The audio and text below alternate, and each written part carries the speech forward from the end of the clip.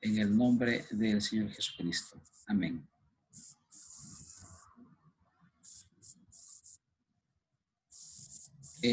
Aló, sí. Continúo ya con la enseñanza. Sí, pastor. Ya.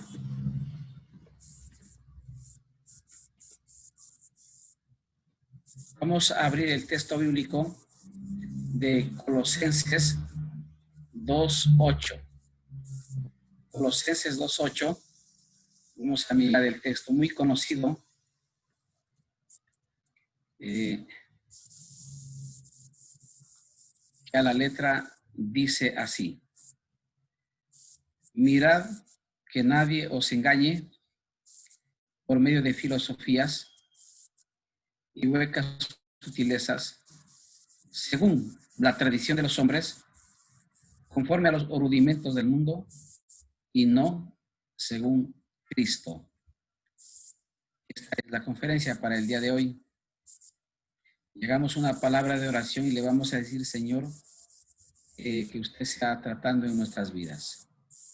Señor, en esta hora primero le damos gracias por estar aquí en esta reunión de carácter formativo, con la finalidad de tomar la mejor dirección en nuestra vida, tanto en lo espiritual, en lo social, en lo educativo, y de esta manera engrandecer tu nombre, tu gloria. Gracias, Señor Jesús. Amén. Bien, nosotros estamos invitados aquí a estas conferencias que se están dando en este programa de discipulado de la Congregación de la Central. El mismo pues que tiene el objetivo de informar y formar a la juventud de la Central de Santo Domingo en lo que respecta a la filosofía, sus peligros que puedan ellos infectar la mente juvenil, los adolescentes. Por ello, pues están aquí invitados para entrar en este diálogo con este objetivo de que usted pueda tener ojos para ver, no solamente los ojos naturales, normales, sino los ojos del conocimiento, los ojos de la sabiduría espiritual, para de esa manera hacer una apologética precisa con respecto a las distintas corrientes, distintas teorías, escuelas filosóficas que están minando la juventud y la adolescencia. En este tema vamos a mirar, en este caso, las filosofías del siglo XX y siglo XXI,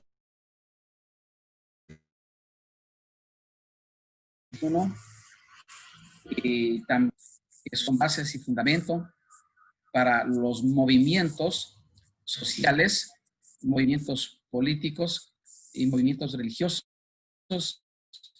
y movimientos culturales. De esa manera va a estar el enfoque de este diálogo con los que están conectados en el otro lado de estos medios.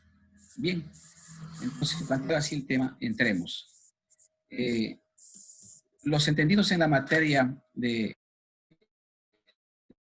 la historia, de cómo ocurren las personalidades en los siglos, en los años, dividen ellos a la historia de acuerdo a sus tendencias. Por ejemplo, en el siglo XX está el vitalismo, ¿sí? El historicismo, está el pragmatismo, el espiritualismo, está el idealismo.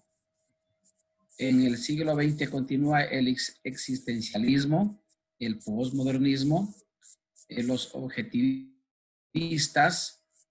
En el siglo XXI entramos a un campo un tanto distinto, que son los analíticos, son los sistemas analíticos que cuestionan tanto las realidades presentes como hacia dónde va. Y va con la conclusión, como es los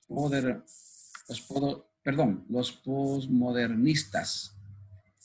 Entonces, de esa manera vamos a estar entrando en este diálogo de filosofías del siglo XX y siglo XXI. ¿Qué es el vitalismo?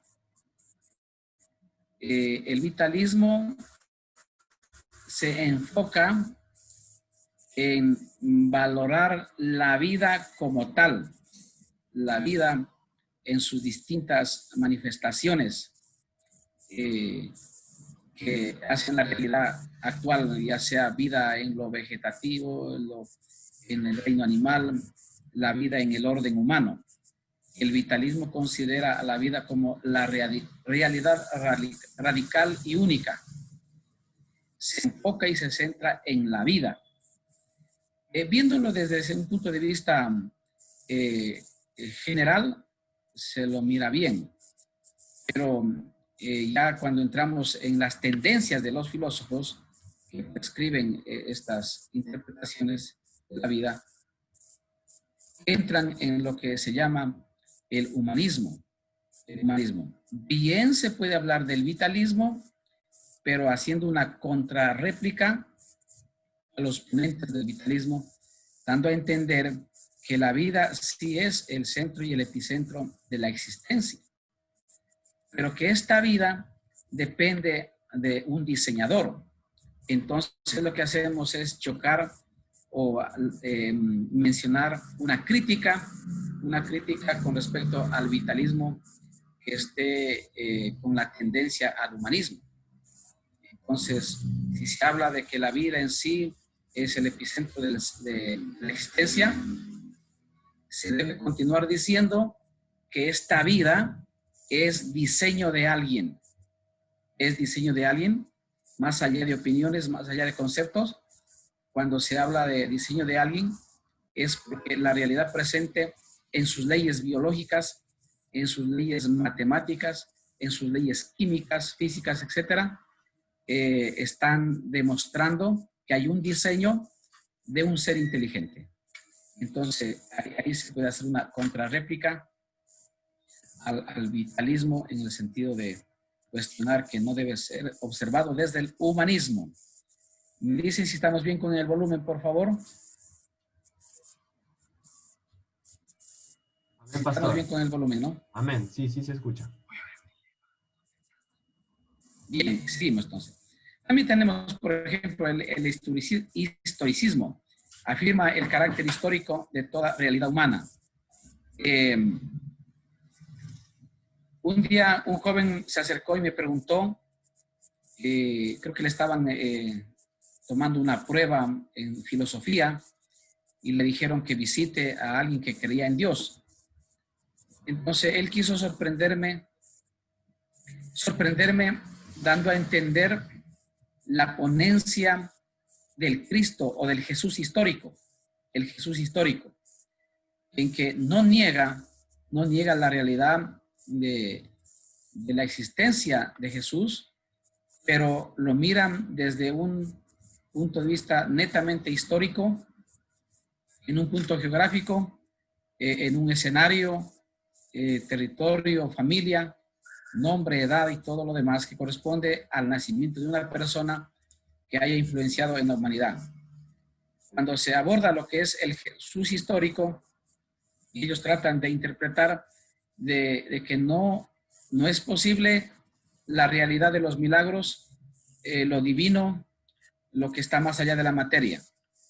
Bien se puede decir que está bien que sí mencionen y hablen del Jesús histórico como realidad presente hace 2000 años, pero no se lo debe y se lo puede abordar desde un carácter de humano y nada más. Porque es curioso lo que le voy a decir, estimado adolescente, joven, que ¿por qué tienen que hablar de Jesús todos? Todos tienen que hablar de Jesús, los amigos, los enemigos, los que creen, los que no creen, los escépticos, los agnósticos, ateos. Hasta el diablo tiene que hablar de Jesús. La pregunta es ¿por qué? ¿Por qué un ser causa tanta, ¿cómo sería? Diálogo, literatura, tanta interpretación? Escúcheme, estimada audiencia, ningún ser humano ha causado tanto fervor en el tema de escribir libros. Los ateos tienen escrito libros por cantidades, desde la corriente comunista, atea, etcétera, tienen que pasar hablando de Jesús. Los fanáticos tienen que hablar de Jesús. Los religiosos tienen que hablar de Jesús. Sí, no hablan tanto de Buda, de Mahatma Gandhi y de otros personajes, de Sócrates, pero de Jesús tienen que hablar la gran mayoría de personalidades influyentes en el mundo. La pregunta es ¿por qué? Porque la vida de Jesús es más que una dimensión histórica, sino alguien que entra en la historia para reescribir la historia para escribir la historia de Dios y decirle al ser humano que no venimos de la nada, sino que hay un plan y un diseño. Y eso lo puede entender desde el más pequeño hasta el más grande. Que se lo quiera negar, ese es otro tema de discusión. Pero el tema de Jesús histórico, como ellos dicen, debe ser abordado también desde la realidad espiritual, que es innegable. Es innegable la realidad espiritual. Y eso no importa si crea o no crea, porque no depende de lo que crea o no crea, sino que lo que está, está. Lo que es, y lo que no es, no es. Es decir, lo que sucedió está allí y hay escritos de los amigos, de los enemigos del Imperio Romano, escritos gnósticos, escritos de los grandes historiadores como Josefo, que escribieron acerca de la realidad de Jesús. Pero lo abordan en su integralidad, tanto en su dimensión histórica como en su dimensión espiritual. Eso es lo grande, ¿no? De saber mirar distintas formas y facetas de las ponencias de los filósofos del historicismo. En el siglo XX continúa, por ejemplo, acá el pragmatismo.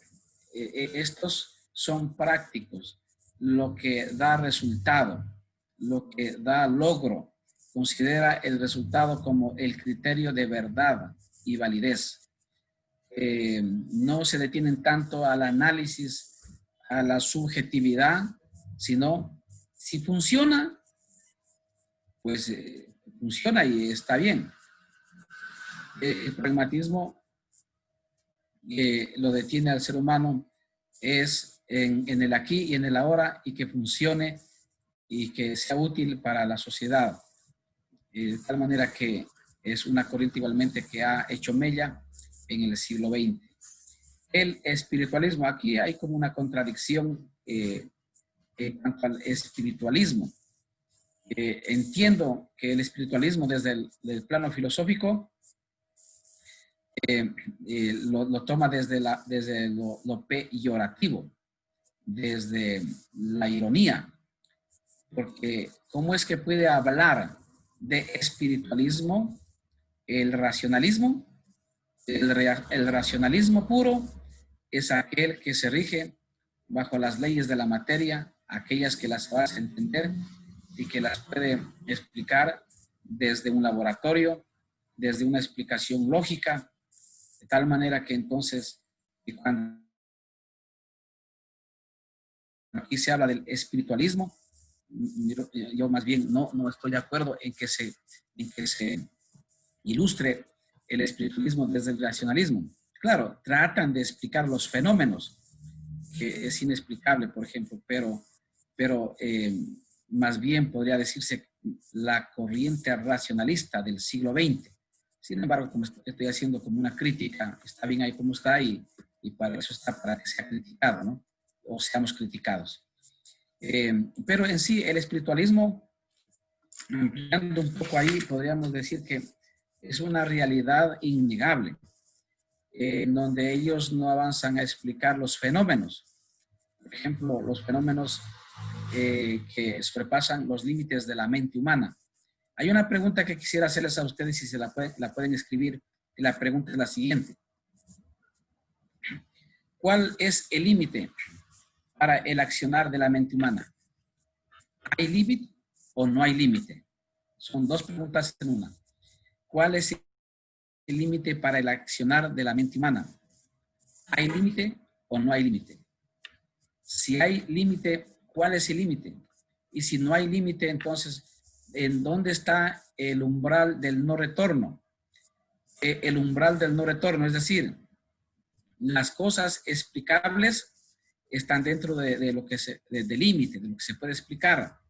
Pero lo que no se puede explicar rayan ya el umbral del límite, del no retorno, y en donde se suceden y se dan fenómenos extraños que la filosofía trata de explicarlos desde el espiritualismo. No se debe coronarlos a los filósofos como los propiamente padres de la conducción de las sociedades, porque son seres humanos falibles y que si bien tienen algo de inteligencia hay que aplaudirlos, y han estudiado y han investigado, también hay que aplaudirlos, pero aquí viene el pero. ¿Aplaudir sobre qué? ¿Creerles sobre qué? Note bien que si ellos son filósofos y no entran en la dimensión espiritual pura, ¿cómo ellos pueden hablar de la espiritualidad pura? Entonces, mire, o sea, hay una contradicción en el pensamiento de ellos mismos. Por eso, el racionalismo lo que trata de explicar es la espiritualidad desde la razón. Desde la razón. Entonces, eso, hay mucho que hablar en eso y discutir y más, ¿no? El idealismo, como usted sabe o nos han dicho en los colegios, continúa extendiéndose al resto de Europa y Estados Unidos. Mal hecho porque se le llama idealismo. No debiera ser idealismo, pero bueno, así se piensa, ¿no? Creen ellos. O el creacionismo, que tiene una similitud. El idealismo se tiene a plantear la realidad de las cosas en base a las ideas. Y ahí entra también el creacionismo, dando a entender que en este caso Dios es una idea. Y que cuando se habla del creacionismo, de que las cosas tienen un creador. Sin embargo, la explicación filosófica no es completa y más bien se detiene a hablar desde la academia ya sesgada y no desde la realidad misma de las cosas, porque hay una gran distancia entre las cosas que son y lo que veo. Nosotros no vemos las cosas como son, sino nosotros vemos las cosas como las alcanzamos a ver desde nuestra cosmovisión. Puede ser limitada, puede ser fanática, puede ser filosófica, etcétera, pero es diferente y distinto a mirar las cosas como son en realidad. Ejemplo número 1, la materia. Cuando entramos al campo de la materia, hay muchas respuestas a ello. Pero si somos honestos, la materia es como un vestido. Escuche lo que le voy a decir. La materia es como un vestido que representa, que describe y representa a la esencia que sostiene a la materia. Es decir, detrás de la materia existe lo que unos llaman la energía, otros le llamarían leyes, otros entran un poco al campo del análisis, que es los quarks partieron del neutrón, protón y electrón, y luego llegaron a los quarks, y luego llegaron a lo que es a la materia, no, se me fue el nombre, la materia muerta, agujeros negros, etcétera. Entonces, la pregunta es, ¿qué es la materia? Si somos tan filósofos, si son tan filósofos y no avanzamos a explicar la materia, quiere decir que no somos tan filósofos que digamos. ¿Me comprende? Porque ser filósofo en el sentido pleno de la palabra es amar la sabiduría. Y amar la sabiduría da a entender que tiene el conocimiento, pleno. La ciencia está en dirección a la sabiduría, porque la ciencia se adquiere a través de la investigación, pero la sabiduría es un conocimiento pleno, ya realizado, bajo un entendimiento de las cosas que son. Pero entonces, ¿cómo yo puedo explicar la materia? ¿De qué manera la explico? Si esta materia es sostenida en sí por algo que está más allá de lo visible. Entonces, la pregunta es, ¿de qué manera y cómo tienen que lidiar los filósofos ateos? Simplemente con el tema de la materia. Mire, escúcheme, estamos en el tema de la materia. No estamos en el tema, por ejemplo, de otro orden, como sería valores y principios, como sería el orden espiritual, que eso es más avanzado todavía. Pero con respecto a la cuestión que estamos tratando ahorita, en el tema de la materia, hay un texto que usted debe leerlo, y hay muchos de estos en la Biblia que nos hablan y nos explican de cómo la materia se presenta. Vamos a abrir la escritura en Hebreos 11, capítulo 3.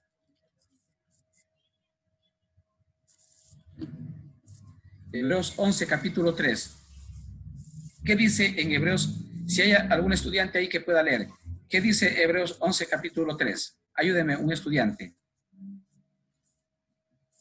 A ver, yo lo voy a señalar acá. Vamos a mirar aquí.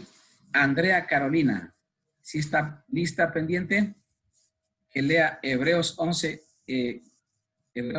verso 3. No está. Vamos acá. Chanel Solís. Sí. ¿Sí está? 11, bien. Sí. Ayúdenos, 11, por favor, 3. con la lectura.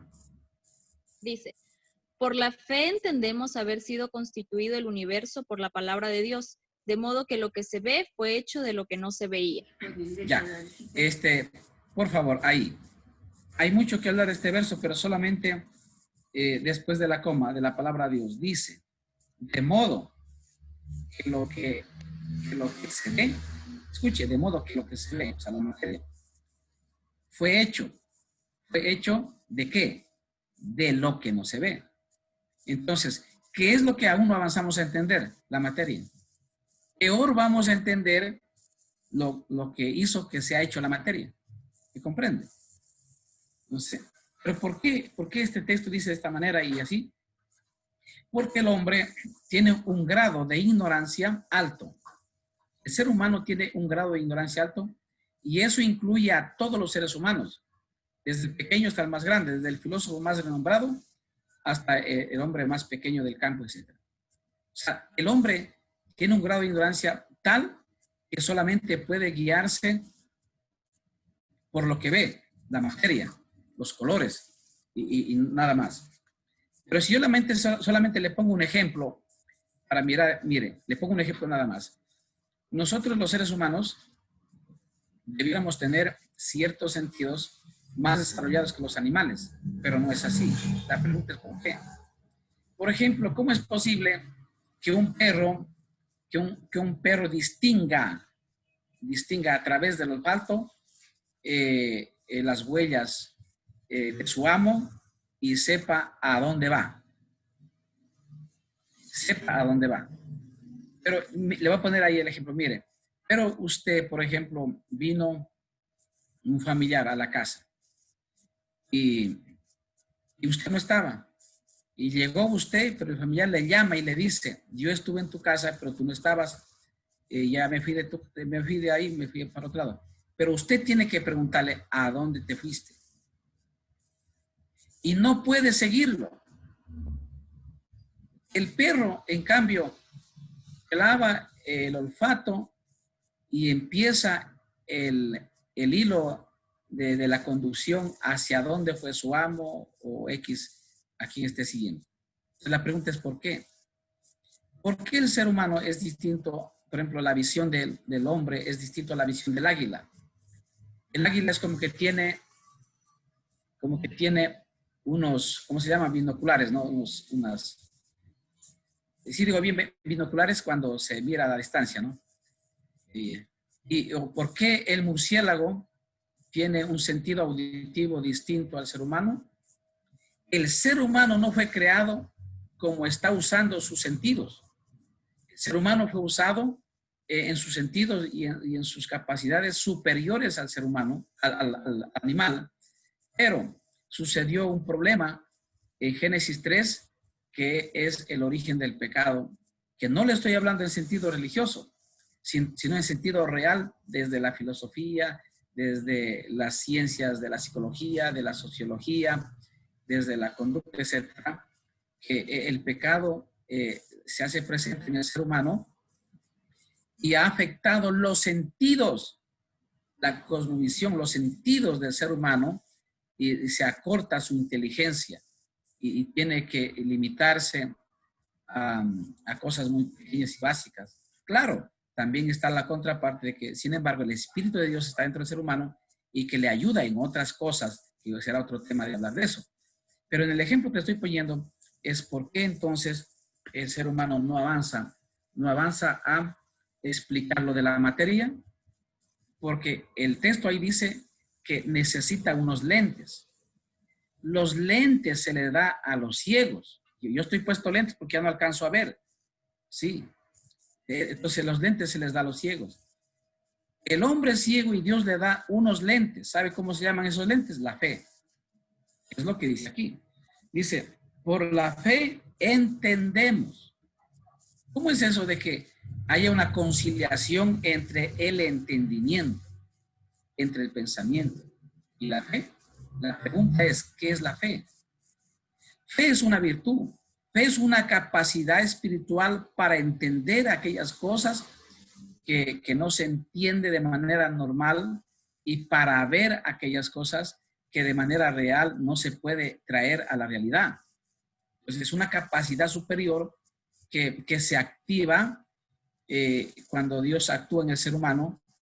Es un principio establecido por Dios que ha estado desincronizado, pero cuando llega Dios, eso empieza a tomar sentido pleno del por qué fue hecho. Entonces Dios le da los lentes para ver más allá de la materia. Pablo dijo, porque si esperamos, dice, no, que no andamos por vista, porque dice, si esperamos lo que, a ver, se me fue el texto, si esperamos lo que no vemos, con paciencia lo aguardamos.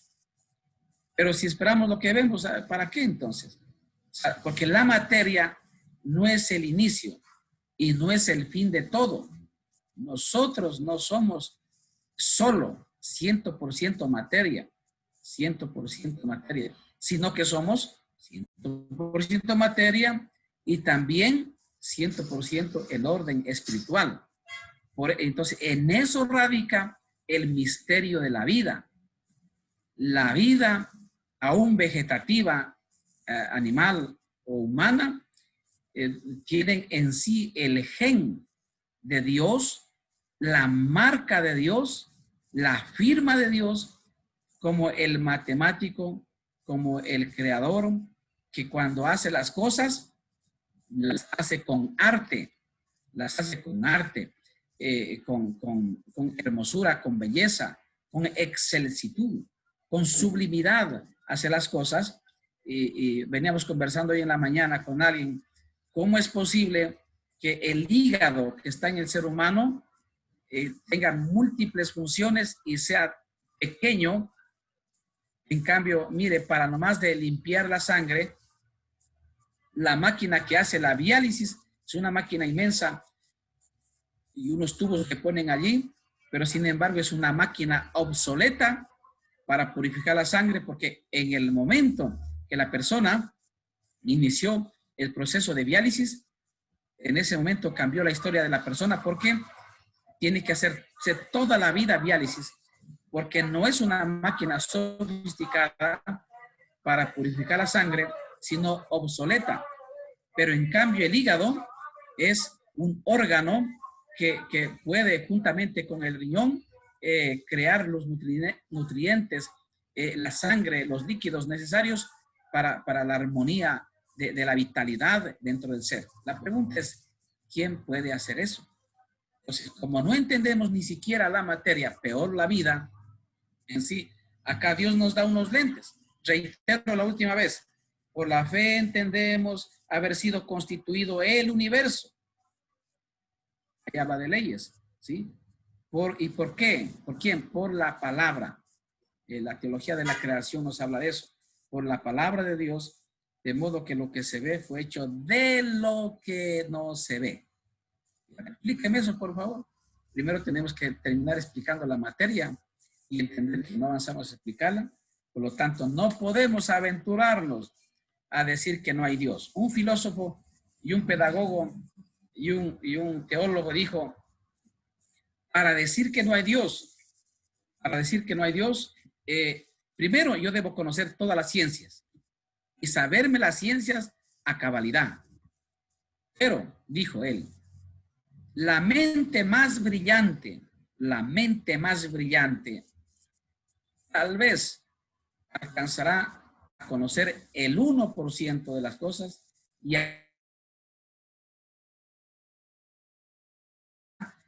y el uso de su cerebro el 5%. Lo demás está como apagado.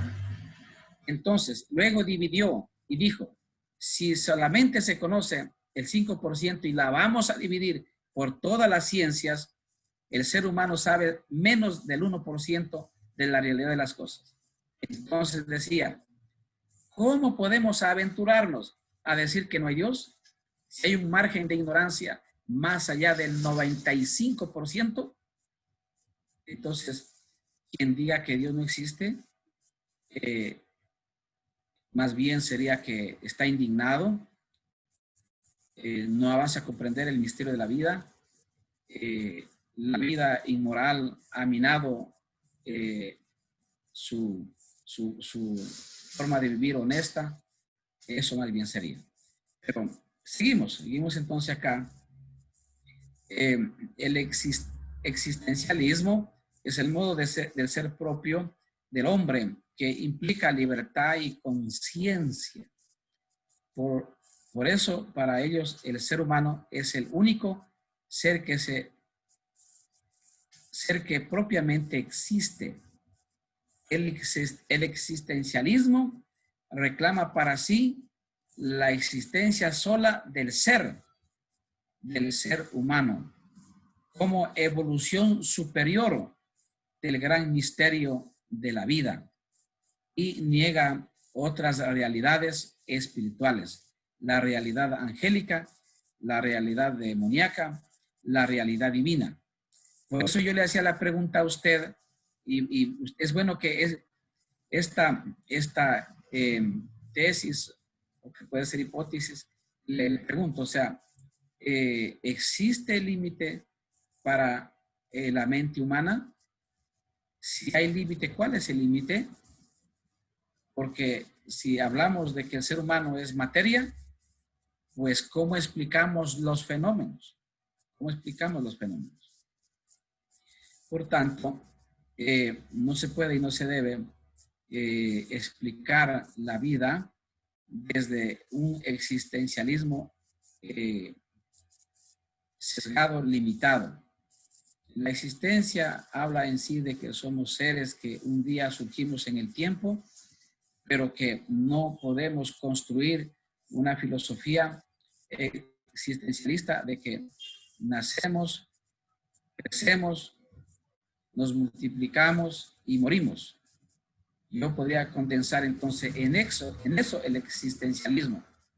Pero si la vida es solo eso, Pablo dijo, comamos y bebamos, que mañana moriremos. Que si no hay vida después de la muerte, pues ¿para qué tanto afán? ¿Para qué tanta situación que de una u otra manera se presenta en la vida? La realidad es que el ser humano tiene en su esencia la inmortalidad y le asusta la muerte. Pero los que hemos entendido que la muerte es como un umbral, la muerte es como una puerta que nos traslada a otro cuarto, a otra habitación, a otra dimensión, entonces vivimos la vida de otra manera. Pero el que no ha entendido lo que es la muerte, vive en zozobra o se puede burlar de ella o vive como quiera, etcétera, porque si me muero, se acaban mis males, se acaba todo el dolor y se acabó todo. O sea, porque no entienden qué es la vida.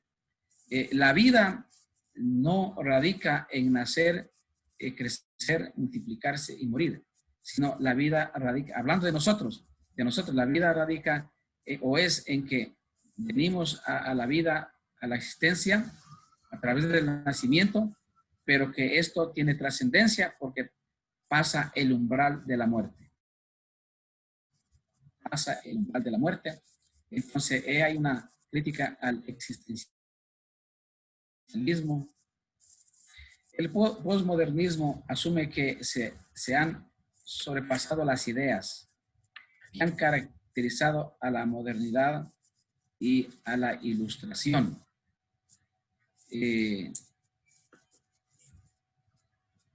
El ser humano es cambiante. No hay teoría estática. No existe teoría estática. No existe teoría perfecta.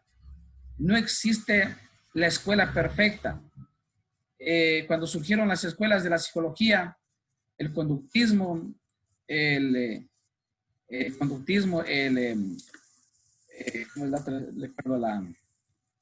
cognitivismo. Sin embargo, al final vino otra escuela que se llamó la Gestalt, la misma que contradecía y absorbía a las demás escuelas. Todos estos campos, estas escuelas que se dan, ciertamente tienen sus cambios.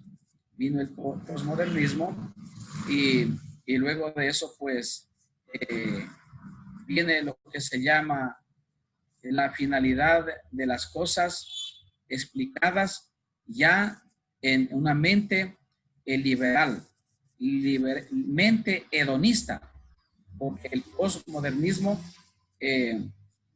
como los analíticos y los objetivistas, los postmodernos, lo que hacen es cuestionar lo que antes se enseñó, incluidos los valores, ¿no?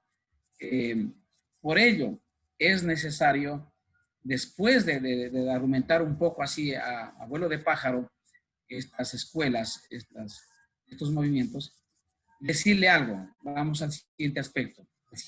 Recuerden, todo lo que hemos estado hablando en el aspecto social son los fundamentos y las plataformas en donde se activan los movimientos.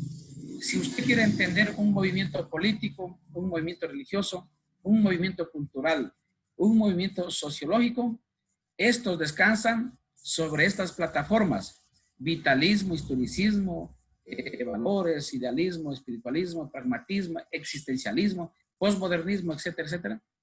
Entonces descansan sobre esas plataformas, descansan sobre ese fundamento. Entonces hay que ir a la raíz del por qué el hombre piensa como piensa. Descansa sobre eso.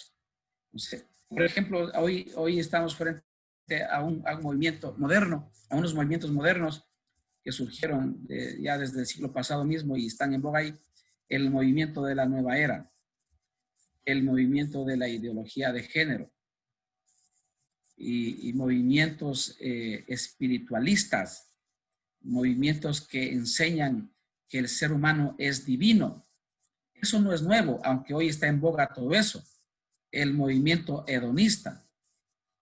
Y si podríamos seguir mencionando de dónde, cómo y por qué estos movimientos están en boga hoy, es porque tienen sus plataformas en los padres de la humanidad. Los padres de la humanidad son los filósofos, pero no son padres auténticamente de la humanidad, son padrastros, porque un padre auténticamente de la humanidad es aquel que permite conducir a la sociedad a un mejor bien. Habrán algunos filósofos que hayan aportado a la sociedad para bien. Muy bien, aplaudamos eso. Pero en la gran mayoría, por ejemplo, lo que han hecho es desviar a la humanidad hacia cosas extrañas. Les pongo un ejemplo. Nosotros hablamos tanto de la filosofía griega, los padres griegos y todos ellos, pero estos filósofos no eran tan filósofos que digamos. Le voy a demostrar dos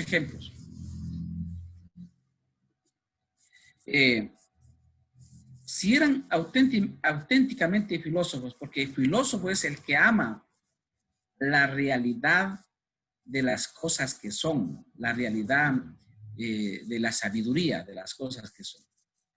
Pero estos filósofos no eran tantos, sino más bien propagandistas. Y hasta ahora hay gente que le hace propaganda a ellos. ¿Por qué? Miren, si son tan filósofos, ¿por qué tenían altares? Altares de dioses. Un día el hermano Reinel Gálvez decía, el dios del zapatero, el dios del médico, el dios de la soltera, el dios del casado, el dios del matrimonio, el dios él iba mencionando porque estaba hablando desde los dioses que tienen los pueblos. Pero entonces yo entro acá a la corriente filosófica griega y le hago una crítica y le digo, a ver, ¿qué tan filósofos son? Si son filósofos, ¿por qué tienen una gama de altares? Una gama de altares allí. Y cuando llegaron a hacer el último altar, ellos supieron que en Israel hay un Dios que no se lo ve, que se lo escucha y que hace hazañas y milagros, pero que no tiene imagen visible y corporal. Entonces le pusieron al Dios no conocido. No lo conocían, no lo habían visto, y así les llegó la noticia a ellos. No sabían. Y en eso, entonces, lo que hacen es inventarse un poco de dioses, y entra lo que se llama la mitología griega. La mitología griega va en la misma sintonía con la filosofía griega. La mitología griega es pura mentira. Por ejemplo, le voy a decir algo, que para que llueva de arriba, entonces tenían que hacer una danza erótica acá, dos parejas, y entonces de arriba el Dios del cielo llovía, hacía llover la semilla, el semen, y entonces la tierra que hacía de mujer hacía germinar la tierra por la lluvia que caía del cielo. Y a eso le llaman entendimiento y conocimiento y cultura y todo, y filosofía. O como por ejemplo cuando se habla de los dioses griegos de Atenea, de Apolo, etc. Hermano, ¿cómo es posible que han elevado a disciplina, a asignatura del colegio, de la universidad, un poco de mentiras? Claro, la calidad de eso corresponde a la literatura, a la construcción de la idea, del pensamiento, que es una riqueza, obviamente, hablando de la literatura. Pero en honor a la literatura se hablan mentiras, y que esos son los padres de la iglesia, no lo son. Son padrastros. Otro ejemplo. Si me están escuchando o se durmieron todos, a ver, si me están escuchando, levanten la mano, parece que se fueron todos. Sí, tomar la lista, por favor, porque yo estoy contento acá hablando, pero como apagaron las cámaras, yo digo, se fueron, a ver si me voy yo también, ¿no? Sí. Bien, entonces seguimos. El otro ejemplo de los filósofos griegos que no son filósofos es que, miren, un filósofo tenía el deber de enseñar a sus discípulos y conducir a su discípulo, y lo llevaba a distintas escenas a su discípulo. Y el discípulo tenía la obligación de concederle el deseo de su maestro. Y para tal efecto, el discípulo debía dormir con su maestro. Pero si el discípulo se acostaba con otro hombre, eso era condenado. Pero si el discípulo se acostaba con su maestro, era aprobado por la cultura griega. ¿A eso le llaman filósofos? ¿Esos son los filósofos? Entonces nosotros a veces nos comemos el cuento, perdóneme, diciendo que el filósofo por aquí, claro que dijeron algunas cosas, eso es indiscutible, pero la mente de ellos estaba corrompida, hay que entender eso. ¿Cómo va a creer que un hombre se acueste con un hombre porque era el maestro y era el discípulo y que no pasaba nada y era acepto en la cultura griega? Estudie eso, verá. Entonces hay que hacer una crítica, pero desde las bases, ¿verdad? no desde un empirismo, ¿verdad? Entonces, cuando ya vamos a concluir ya entonces en sí la conferencia de hoy, es por esto que el texto de base bíblica que hemos leído dice, mirad que nadie os engañe. Mirad que nadie os engañe por medio de filosofías. Le reitero que los filósofos son los que conducen a la humanidad, los maestros, los PhD, los doctores, los que crean el pensamiento, los que plasman las ideas en los libros.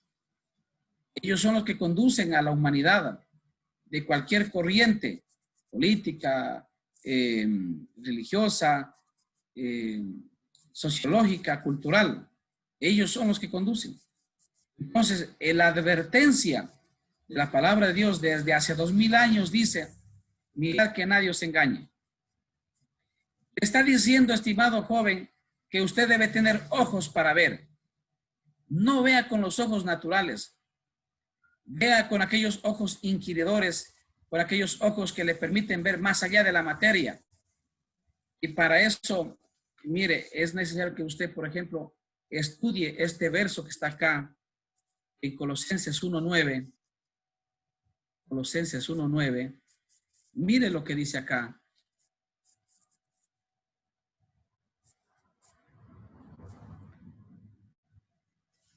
Por lo cual también nosotros desde el día que lo oímos, no cesamos de orar por vosotros. ¿Y sabe lo que dice?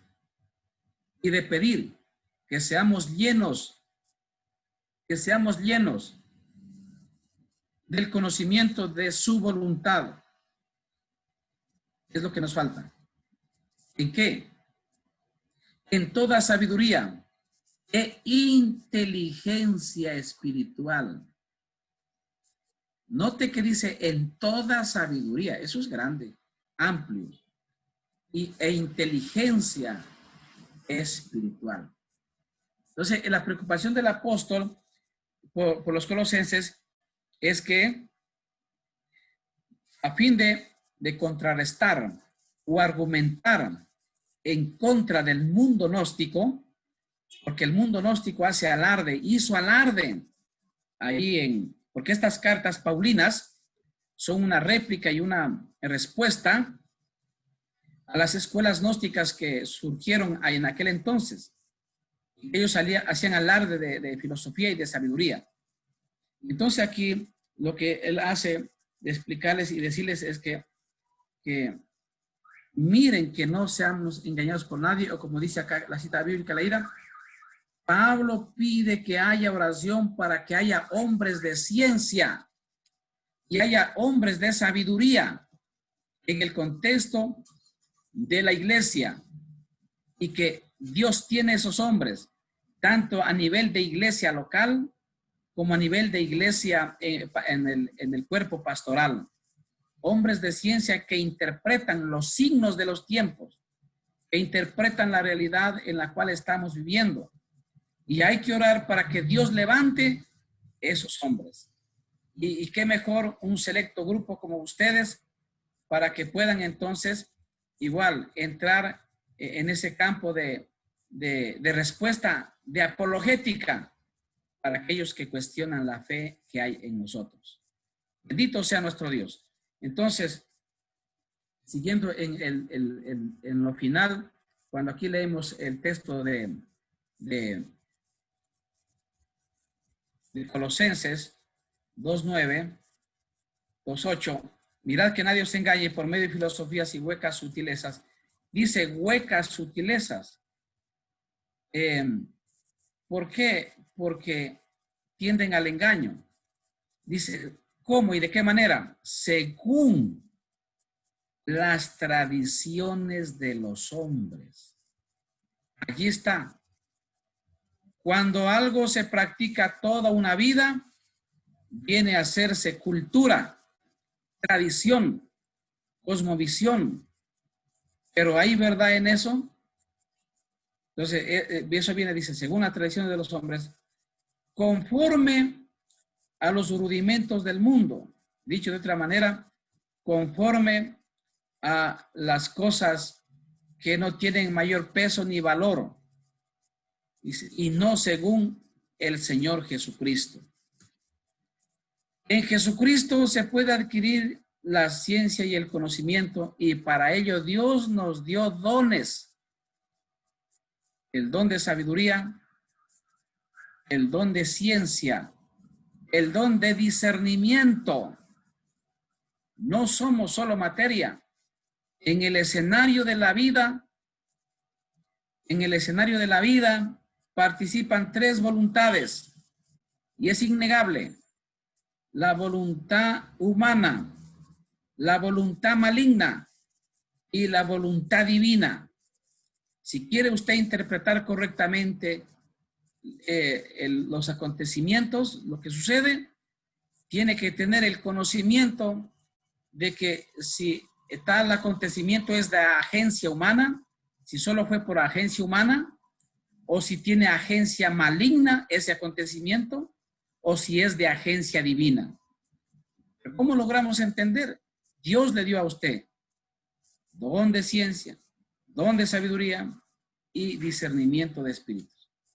Eso es una riqueza entregada de Dios para usted. De tal manera que entonces pueda usted avanzar, crecer y no detenerse.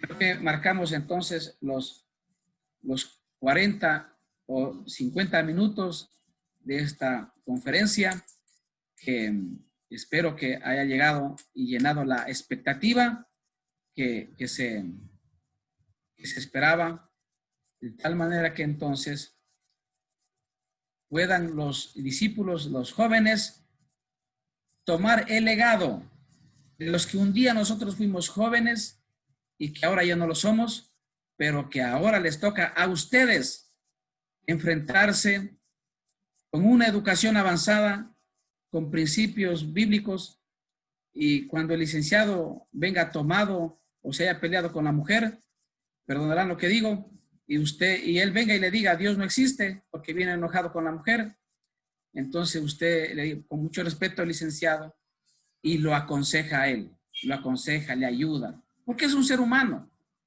que necesita paz, un ser humano que necesita comunión. Entonces usted puede obrar y decir, Señor Dios mío, dame sabiduría para hablarle a esta persona. Y Dios rescata a todo ser humano donde quiera que esté. Gracias por la invitación, gracias por este momento de reflexión. Si hasta aquí entonces más la conferencia, son las 4 de la tarde. Dios le bendiga, estimados jóvenes del comité, hermana Catherine. Dios le bendiga. Amén. Amén, mi pastor. Ramiro, muchas gracias por la exposición. Damos gracias a Dios pues también porque nos permitió contar con su presencia en esta tarde. Nuestro pastor Ramiro es director administrativo del Centro de Estudios Bíblicos. Ellos tienen en la página de Facebook, están como Centro de Estudios Bíblicos, así lo encuentran, ¿no? Allí Sí. ustedes pueden enterarse más pues de todo el contenido. Ahí ustedes enseñan lo que es teología, lo que es fundamentos de la Biblia, etcétera, etcétera. Y tienen un programa que se llama Apuntes Teológicos. Es así, mi pastor, ¿verdad? Sí. Amén. Entonces sí, nos podemos instruir mucho allí también. Este discipulado es como un abreboca, ¿no? Para exponerle a los jóvenes los temas que están contemporáneos ahora y que nos aquejan y que nos preocupan y que son necesarios profundizarlos. Entonces, en este momento quisiéramos dar paso a lo que son preguntas.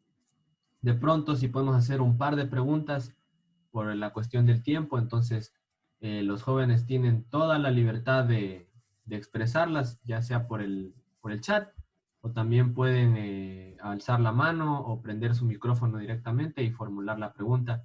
Aprovechar que está aquí con nosotros nuestro pastor Ramiro para poder respondernos. No sé, aquí hay un micrófono prendido de Ian Jesús LR. Tal vez desee hablar nuestro hermano que está ahí de Ian Jesús LR. ¿O ese es usted, mi pastor? Sí, sí, soy Ah, yo. ya, perdón, perdón. Sí, sí. Dale, no me di cuenta no me Sí. di cuenta del nombre. Ya. De pronto algún joven quiera formular una pregunta o si no le hago una consulta yo, mi pastor, que creo que a todos nos va a ayudar. De entre todas estas enseñanzas o filosofías, ¿cuál considera usted que es la más peligrosa actualmente y de la que tenemos que tener mayor cuidado? ¿Cuál considera usted que es la más peligrosa? En sí, más bien, ¿quién es el exponente sería?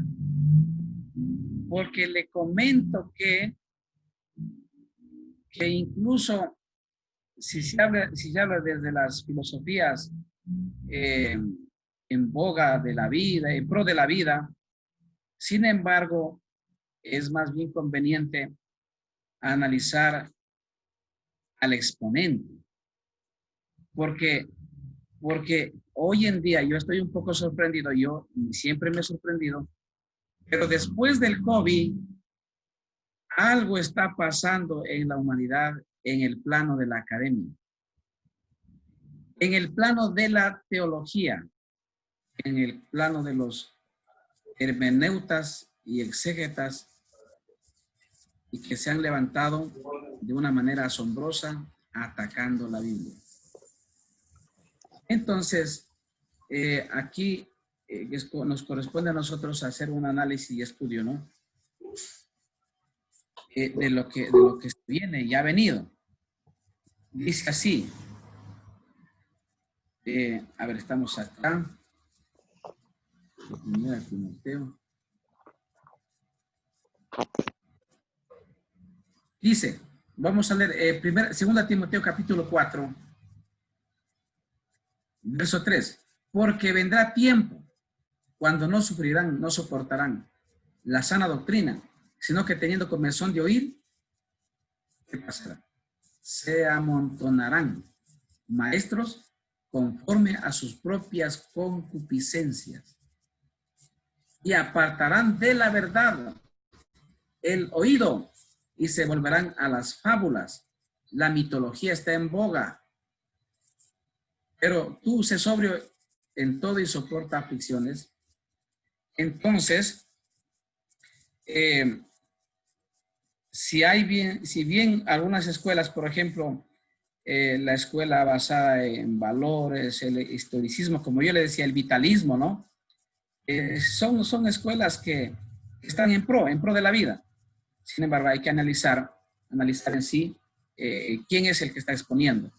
Porque puede usar y como el que tiene la filosofía, la psicología, la ciencia y la capacidad de la neurolingüística, puede torcer el pensamiento de los demás. Entonces, entre acá hay las filosofías, por ejemplo, el, el existencialismo reconoce que solo él existe y que no hay que dar lugar a situaciones de divinidades, nada.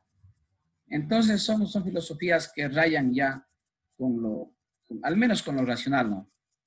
Y que no nos conviene. Por ejemplo, en el caso de la analítica, la analítica es como más o menos donde se gestan los agnósticos. ¿Me comprende? La filosofía analítica es donde se gestan los agnósticos.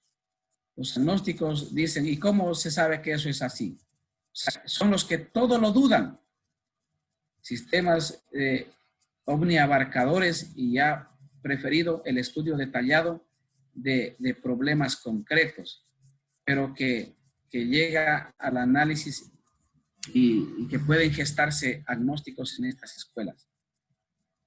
Las corrientes más peligrosas son las corrientes que rayan en la blasfemia, empezando por la negación. 2, empezando por el hedonismo, el liberalismo. El hedonismo es la filosofía del placer.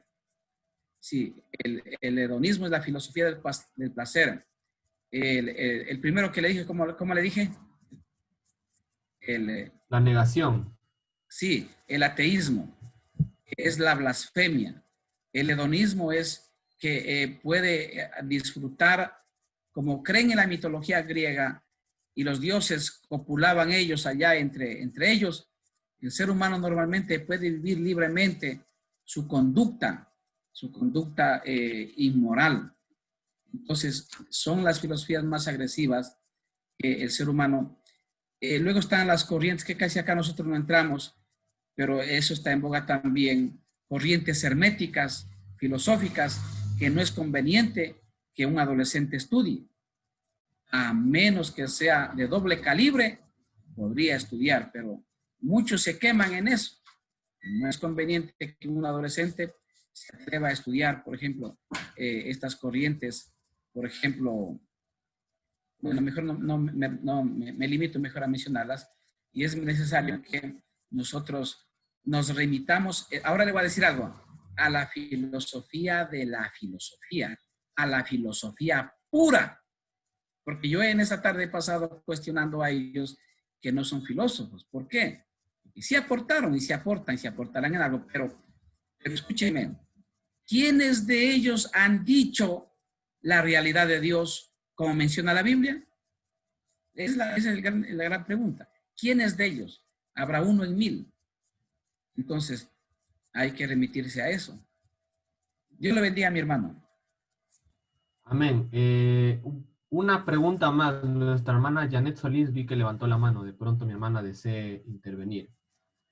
Nuestra hermana Janet Solís. Dios les bendiga. Mi pregunta era, el pastor dijo que todos teníamos, no sé si le entendí bien, si todos teníamos el don de ciencia, o sea, inteligencia y conocimiento en cuanto a lo que a la Biblia se refiere. No sé si todos tenemos o tenemos que pedirlo, porque en una parte de la Biblia dice que tenemos que pedir los dones mejores. Entonces, ¿se pide o Dios ya nos da? A ver, los dones naturales son aquellos con los cuales se gestan en el ADN.